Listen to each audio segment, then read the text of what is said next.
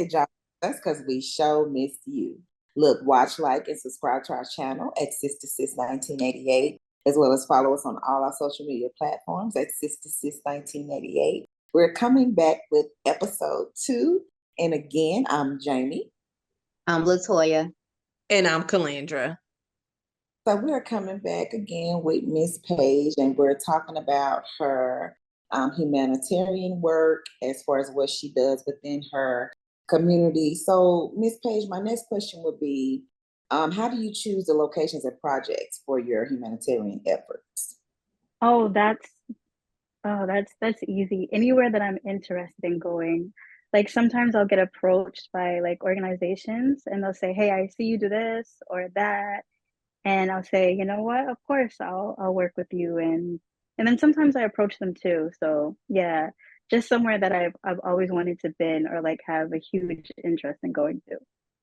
So is it like through network? Like, are you networking? Like when you say organizations, like are you networking? Are you in like a group on social media platforms? So I do network. It's through networking, and also people see my Instagram and they just go in and ask questions, and then I see. yeah, Okay, great. And What's your Instagram handle? I don't think we have that actually. Page AXOXO. Okay, repeat that one more time because I think it kind of broke up just slightly. Okay, so my Instagram is Page XOXO. Page AXOXO. Okay, got it. Okay. Mhm.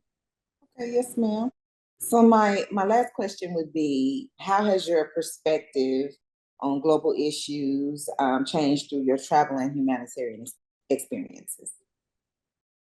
So I've met a lot of people and I make connections too. Like we stay connected for like years, even after revisiting. And my perspective has changed a lot. We're the same in so many ways, yet some of the things that we don't take seriously, someone else might take seriously, or we figure that our problems aren't as bad as we make them out to be. There's someone else in the world that has it worse or thinks that we have all the things in the world when we think we don't. So it's just including the economics are different too. Some things are expensive here, some things aren't expensive here. They might be more expensive there or less there, or it's just so many things are different, but everyone is still the same. We communicate the same. Even if there's like a language barrier, we're still all the same. So what have you been to, like some different countries? If so, what countries have you been to? So I've been to the Caribbean and I will be on my way to Africa very soon, which I'm very excited about. Yes. Which part? Which part? Tanzania. Okay. Yeah. And how long are you going to be there? For a week. Oh. Yeah. Okay. That's good. Yeah. Exciting. Yeah. I'm jealous. Don't be, because I'm gonna be working. It's not like a vacation. So you're doing some mission work there? Yes. Yeah. Okay. All righty. Well, moving right along. So we're gonna kind of jump into entrepreneurship a little bit. So what motivated you to become an entrepreneur? Just to be self-sufficient. Just to like have more time for myself, and also to do the things that I want to do or enjoy doing or what I'm passionate about. Because sometimes I think that as women, we're judged by like what we look like, our living situation, like if we have kids, don't have kids, or are married, our age. Yes. So yes. And so when you're an entrepreneur, you get the opportunity to do things without the judgment or being put in a box, or just without the micromanagement. Because sometimes when you're a woman, you are micromanaged at work too. But it's just, I believe that entrepreneurship is like, it's hard and it's a big decision that you have to make. But I was hugely inspired by self-sufficiency. Okay. To go into that a little bit further, because I myself, I'm actually an entrepreneur full-time. Nice. So it's interesting because I think I looked into entrepreneurship because I feel like I like to be in control, just to be 100% up. I like to be in control, right? But however, what I found out is that really being a leader and being in entrepreneurship, you have to serve other people. That's Yes. just it, to be honest, because honestly, in order for your business to make it, whatever type of industry that you're in, you have to be able to serve other people. And if you're not able to serve other people, you might as well just forget it. You can hang the business up. So really, honestly, it's not as much control, honestly, as I thought it would be. But let me say Yeah. this though, I do have a lot more freedom than I would if I was working on a regular, 9 to 5, every single day. Yes. So I can decide, Yeah, of course, yeah. but honestly, still, I treat it just like a 9 to 5, just to be honest with you, because I still work actively in my business. So I Yes. still have to go to work, every single day. But that's how I Mhm. structure things, to make sure things flow properly. But the control that I thought that I was gonna have, yeah, that's not what it looks No. like. And like you say, entrepreneurship is very, very, very hard. People look at it on Yes. the outside, they see the things the glitz and the glam and things like that. I'm like, boy, if you just only knew, dig down to the roots. Yeah, it's Yeah, not what it absolutely looks not. like. Right. Yes. No. Exactly. So I can I definitely think relate that a to lot of that. people are depending on you. You have a lot of Mhm. people depending on Yep. you. They are Mhm. depending Yes. on you, Mhm. and that Yep. can be talking about payroll. We're talking about issues, personal Yes. issues you bring to work, Yeah. or issues going on with that. You having Mhm. to Mhm. battle all of that, and it's like, oh, you know what Yeah, I mean? especially when you build a team, Yeah. you definitely, Yeah, yeah. Not only is the employee dependent on you, their family is dependent on you. yeah. Everybody's dependent on Mhm. you, so it weighs pretty Mhm. heavy. So, how do you navigate through those challenges like that, or have you built a team, or like kind of where you at in your entrepreneurship journey? So right now I am relying on myself. Okay. I do it by myself, but I do believe in the future I'll worry about those things as when I grow.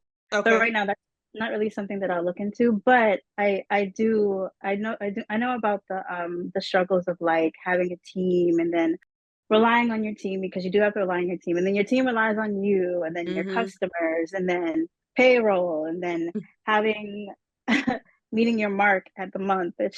It's a lot. I do that part. I have those responsibilities. I don't rely on anyone right now, so I do everything on my own.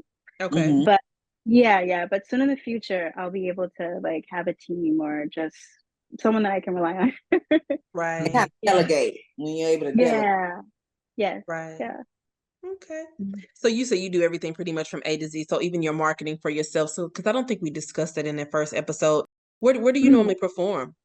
So right now, I've been doing community events at Okay. home. So I haven't really traveled to perform yet. Okay. So my goal as a musician is just to like focus on my community and make music that makes women feel beautiful and confident. I'm not really into like chasing the industry down. Okay. I think, yeah, I think the industry is like a very scary place. I've heard a lot of stories, so I Mm-hmm. think I'm more interested in where I am right now. Okay. Okay. Okay. Yeah. Can you walk us through the journey of starting your own business? What did that look like for you?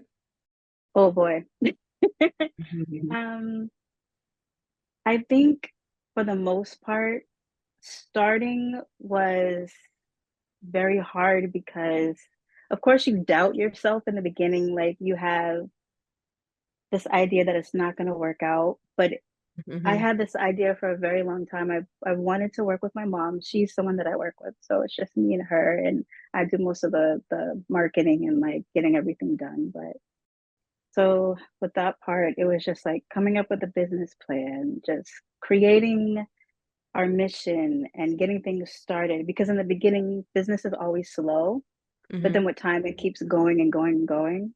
So it was just patience, having patience for the most part. Yeah. Definitely, you must have a lot of that. Yes.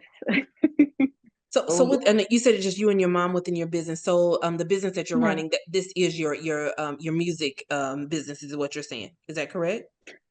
No, I own a beauty business. Okay, okay. Yeah, I don't think we yeah, talked yeah, yeah. about that. Okay, there we go. Okay. Yeah, So sorry. what do you do? So tell us a little bit more about that. I'm sorry. So yeah, tell us a little more about that. It's okay. So I own a online beauty supply store and Okay. also a mobile beauty service. So we go around, we go to people's houses, we do events like weddings, Oh, fashion shows, and we also do nonprofit too. We work with communities for Hmm. people who don't necessarily have the means to like take care of themselves, where we'll go out and Okay. So the okay. beauty supply store, that explains itself. But then what services do you supply mobily? haircuts, hair services, Okay. makeup. Mm. Yeah. I Okay. need you. Right. Right.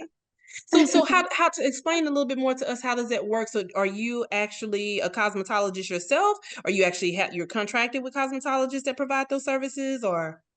Yes, so my mom is a Barbers? licensed Mhm. cosmetologist. She does all the barbering and the cutting. I'm a Okay. braider and makeup artist. Okay. Okay. Yeah. Okay. Okay. All Hey, right. okay, mommy. Yeah. Yeah.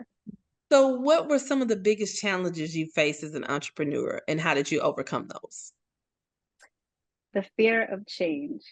Okay. So yeah, so before I started my own business, I was a teacher. And being a beloved teacher is like the most hardest thing in the world because like you want to leave, but then it's just like what you think about what you're leaving behind. Mhm. And then, but then you also think about the stress you're leaving behind. So it's like you're choosing what's the best thing to do. Like I'm making an impact on these children. But then Mhm. also you're like, oh, well, I didn't really enjoy like my colleagues or just like the micromanagement or like, Or yeah, yeah. So it was just more of like, oh God, the fear of change. Like, am I making the right decision for myself and my family? Or, or just and the fear of finances. So that was a big part for me. Like I made sure that I had what I needed, and I always like keep a booklet and I keep a track of everything that I have, even coming in, going out from the company, just everything.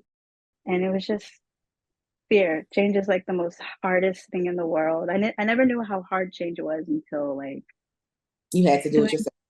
yeah, yeah, yeah, It's different. yeah, You have to. yeah. What techniques or what did you use to be able to get past that challenge? Oof. Just Oh, the reminders of like what you could possibly go through or what you've been through in the workplace. Okay. Mhm. Yeah, yeah. And still today, my old coworkers are like, still waiting for you to come back. I'm like, ah. Oh, I won't be back. Yeah, yeah, yeah, yeah. I had no time for myself while I was doing that. I couldn't make music. I couldn't, because you're there all day, and then when you get home, you're just tired, exhausted. Yeah, you're exhausted, and then but you have to push health. yourself. You have to push Yeah, yourself. yeah, and then like you start to have health problems like your back, your knees, your hips, and all those things. And since I've left like that field, I haven't had any aches in my body, believe it or not. Okay. Bet you have not. Yeah, yeah, and sometimes those things can also come from stress too. I've learned that if it's up here, it can also go into Oh your yeah, body that's too. true. Yeah, Mhm. Def- Definitely. That is true. It's, yeah, sometimes stress can be, you don't think you're stressed, but it's a subconscious. Mm-hmm. You're always thinking about in the back of your head, you're thinking about something. What's next? What's this? What's that? Especially when you're trying to build, like you're saying, you're trying to mhm, build up, and when you're in that building phase, mhm. like everything is running through your mind. Oh, that may not work. Oh, well, maybe, you kind of, Yeah. so, you can, stress yourself out and get yourself ill. Yes, you can. Right. Yes. Yeah, yeah. And that's a huge reason for anyone that is sick at work. Like I would advise anyone if you're not happy or if wherever you are, your environment is making you feel sick, always try your best to figure out a way to keep yourself sane or at peace, even if it Mhm. means leaving it behind and don't Mhm. be scared of Mhm. change. Yeah, yeah, Yeah. Right. yeah. Okay. Okay. So currently, are you've 100% full like entrepreneur at this point? Yes. You are? Yeah. Okay. Okay. Okay. Oh, Yeah. That's good. great. That's awesome. That's awesome. Yeah. Congratulations. Thank you. What advice would you give to aspiring entrepreneurs? Oh, reverting back to what I said before, just prioritize your peace and Okay. never allow anyone to put you in a box. Because as women, I already feel like we're already multifaceted because we're somebody's mom, we're someone's aunt, we're so many different people to other people. But Hmm. I think that we should be everyone that we're capable of being. So if we can be someone's mom, we can also be an entrepreneur. we could be a musician and we can also write. We can also create our own families, just anything. And not because sometimes when you're an entrepreneur, like people will remember me as a teacher. Like, aren't you a teacher? Yeah. Say, no, I'm more than that. I have other things that I also do. So just don't allow anyone to put you in a box. Just be yourself. And it's absolutely okay to be yourself. That's another thing.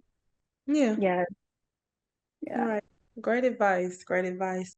So if anybody's looking to find you, if we want to come to get some of your services, or if we want to shop at your beauty supply store, how can we find you?